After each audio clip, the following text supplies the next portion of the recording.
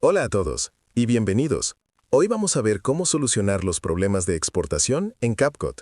Para hacerlo, es muy sencillo.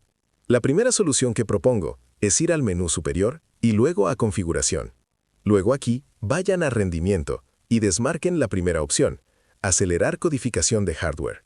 Desmarquen esta opción y hagan clic en Guardar. Otra solución que propongo es ir a Borradores y aquí encontrarán la opción Caché. Deberán eliminar su caché. Hagan clic en el icono de la papelera aquí para eliminar la caché. Otra solución es simplemente verificar si hay una actualización para CapCut. Para hacerlo, es muy sencillo. Abrimos Microsoft Store y vemos si hay una descarga en curso o pendiente. Deberán actualizar la aplicación.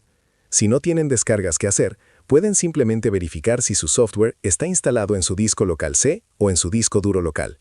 En mi caso, y para el 90% de las personas, el primer disco local C es un SSD y el segundo es un HDD. Hay que saber que con los SSD, si no hay mucho espacio, a veces puede causar problemas de exportación en CapCut. Como pueden ver, mi SSD está prácticamente lleno, por lo que podría tener problemas de exportación muy pronto. Liberen un poco de espacio en el disco donde está instalado su software, luego desinstalen y reinstalen el software simplemente. Eso es todo. Espero que este tutorial les haya ayudado. No duden en darle like y suscribirse. Si tienen más preguntas, déjenmelas en los comentarios y estaré encantado de responderlas.